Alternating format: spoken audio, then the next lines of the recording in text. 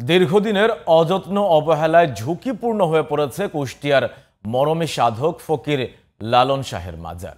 গম্বুজ ও দেয়ালে দেখা দিয়েছে ফাটল। বৃষ্টি হলে পানি পড়ছে লালন সাইজির সমাধিতে। এ অবস্থায় মাজারটি দ্রুত সংস্কারের দাবি জানিয়েছে ভক্ত অনুসারীরা। কুষ্টিয়া প্রতিনিধি কাজী সাইফুলের পাঠানো তথ্যচিত্রে আরো জানাচ্ছেন আব্দুল মালিক।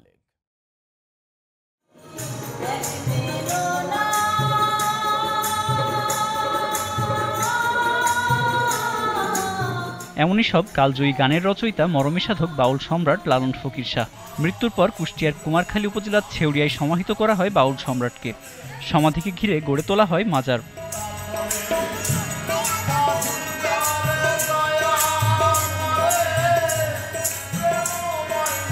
লালন শাহের মাজারের বর্তমান ভবনটি নির্মিত হয় 1963 সালে।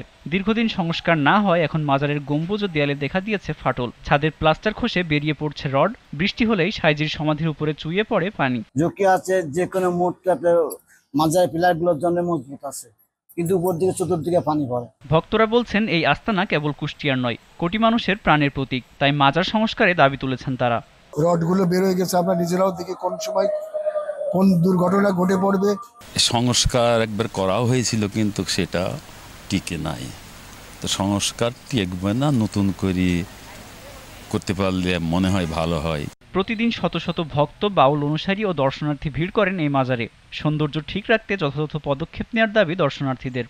এটি যে ঝুঁকিপূর্ণ হয়ে যাচ্ছে, এটি সংস্কার করা খুবই জরুরি বলে আমি মনে করি। তাই দ্রুত এটা যেন নির্মাণ করার ব্যবস্থা করা হয়। এটার সংস্কার শুধু হওয়াই জরুরি না, খুবই দ্রুত সংস্কার হওয়াটা জরুরি। এদিকে লালন একাডেমির সভাপতি ও জেলা প্রশাসক বলছে, ইতোমধ্যে গণপূর্ত বিভাগ লালন মাজার সংস্কারের উদ্যোগ নিয়েছে। একটা বড় প্রকল্পের আওতায় এনে এই পুরো লালনের মাঠ এবং লালনের যে সমাধি, লালন চর্চার যে কেন্দ্র, এরকম একটি কেন্দ্র রূপে আগামী কয়েক বছরের পরিকল্পনা রয়েছে এবং এই কার্যক্রম খুব দ্রুত শুরু হবে। প্রায় 2 শতাব্দীর ঐতিহ্য আর দর্শনের প্রতীক রক্ষায় দ্রুত সংস্কারের দাবি করছেন ভক্ত দর্শনার্থীরা।